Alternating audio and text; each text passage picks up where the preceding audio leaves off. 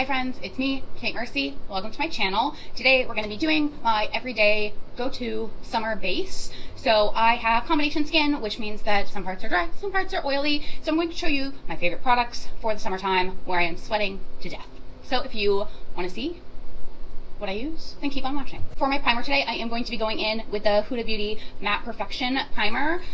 In the wintertime, this primer is actually much too matte for me, but in the summertime, when things are fine, it works well.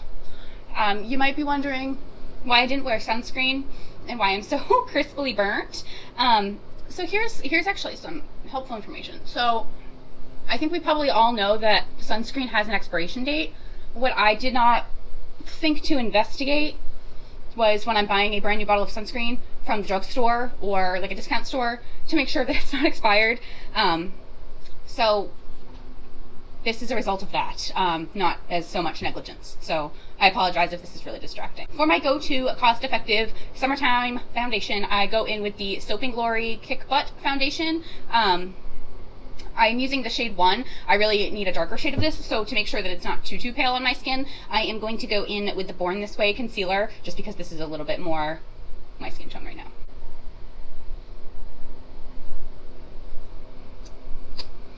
So just a couple pumps of that. I'm going to go in with probably like half a pump of my Soap & Glory foundation and just dot that all over my face because, again, it's too light. And if this is still too light for my skin, we'll try to fix it with bronzer.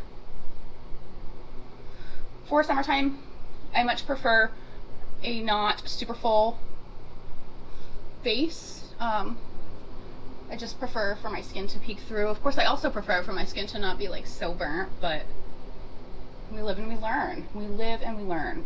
So I just kind of shear that out all over my face. The reason that I typically choose the Soap & Glory one is A, it's cost effective, and B, it identifies that it's waterproof, or not waterproof, that's a lie, sweatproof. It identifies that it's sweatproof. I can say for a fact that if you are dripping buckets of sweat, it's not going to be as helpful as perhaps you're hoping that it's going to be. As you can see, my forehead here just needs a little bit more coverage, so I'm just going to go in with a literal baby dot and try to get some coverage up there. My brush, by the way, I'm just going in with a Meow. I think that's how you say it. I got this on Amazon. It's a flat top kabuki, and I really enjoy them. They're very cost effective, and I will link it down below. For concealer, I really don't use too much. I'm literally just going to do a dot and then small dots.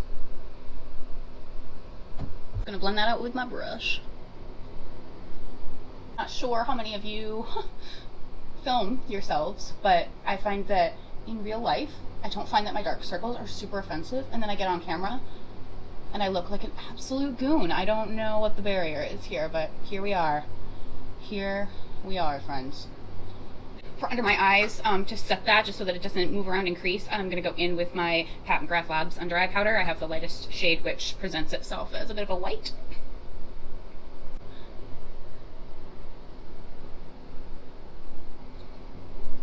I really enjoy this powder because it's so lightweight and it is brightening, but I don't find that it leaves like a harsh white cast, and I don't find that it causes flashback, which I really appreciate.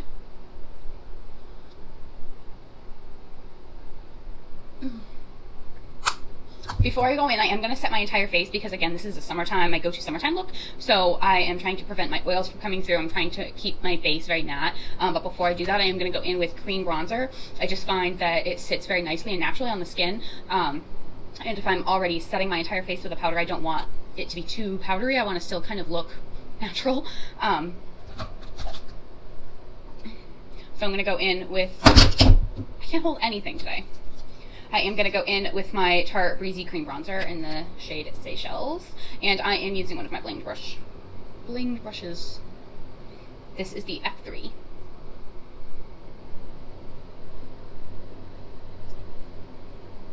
I like to start up here and then diffuse it down the cheek. That way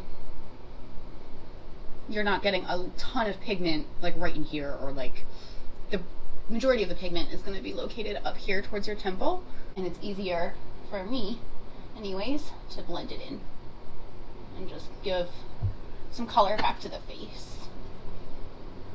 So the other thing worth noting is that this is a cream bronzer. This is not a cream contour. So this is going to bring color back into my face, but it's not going to create shadows. So this is good, of course, as you can see, has a warm tone to it. I don't typically use contour in the summertime.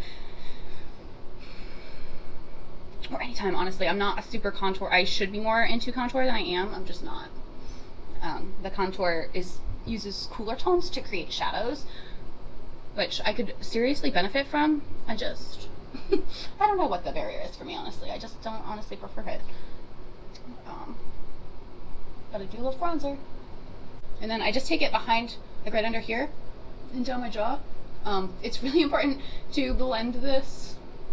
I am notorious for not doing as good of a job blending as I should. And then when I turn my head, you can very clearly see a stark contrast. So I'm trying to be better about that. This bronzer is a newer product, but I really don't see too many people talking about it. Oddly. You see how it just kind of like all comes together here?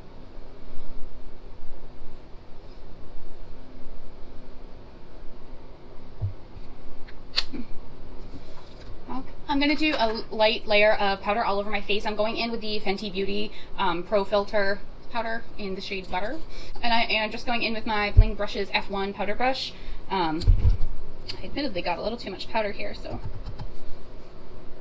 This is a mini, so it's a little harder, but I swirl my brush all around and then set. Does anyone else feel like the Fenty powder smell like Cabbage Patch Kids? Or is that just me? That is the vibe I get from this powder and the hydrating foundation, which is a wintertime staple for me.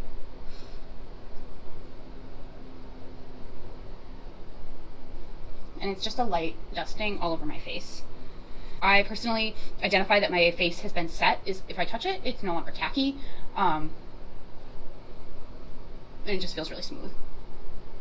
I'm not going to put on any more bronzer because I feel like my bronzer looks good, which is one of the reasons that this is like one of my favorite cream bronzers, because it does do a nice job of like coming through when I do a light veil of translucent powder. So I'm going to go in with blush. I'm going to just go in with my Becca Chloe Malika palette. I believe I have the darker quad here, so I'm just going to go in with this blush. Going in with my Bling Brushes F5. I apologize, they're all dirty. These are some of my favorite brushes. If I haven't already done a video on these, I am going to do a dedicated video because I just love these brushes so much. The thing I like about these blushes from Becca is that they are not glittery, but they do have a sheen to them. And they're very buildable. So despite the fact that I got this darker quad, I find that they're not too intense. I just think it's really pretty. See? I love it. I'm going to go ahead and quickly do my brows off of camera. I'm just going to be using my KVD Brow Struck powder in taupe, and I'll be right back. Okay, so I'm back and my brows are on. I'm not super worried about brows. Brows are never my calling in this life, and furthermore, like if I'm going out to the beach or hiking, I'm not super worried about having my brows on fleek. That's just me. Maybe you're different, and that's okay. That's the beauty of the world, is that we're all different.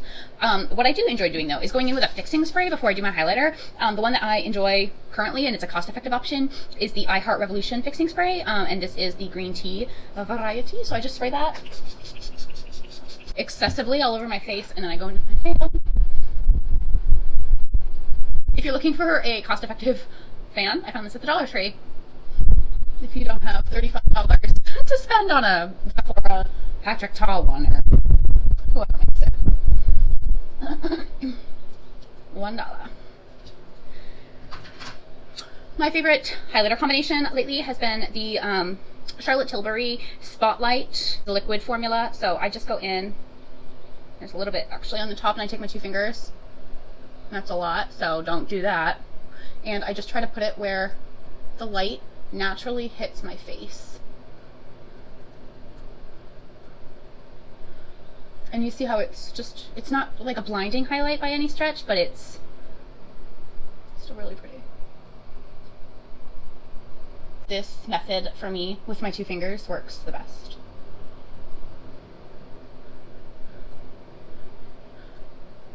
So you can leave it like that for like a really natural, ooh, she's a little dewy moment, or you can add another highlighter. I'm gonna add another highlighter. And I'm just going in with my Milk Makeup Flex Highlighter in the shade Iced.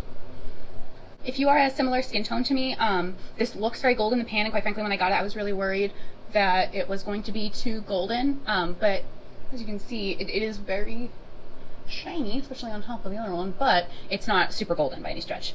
It's a little bit golden champagne-y. I think it's really pretty and it melts right onto this. So that is everything for today's video on how I get my base in the summertime. I feel like it holds up really nicely with the sweat. Just bear in mind that if you are doing a hike or a run and it's 90 degrees outside, your makeup is going to have a harder time staying. But I find that these products work well for me and my combo skin. Let me know what are your favorite products for your go-to summertime makeup base, and I will see you guys on the next video. Bye guys.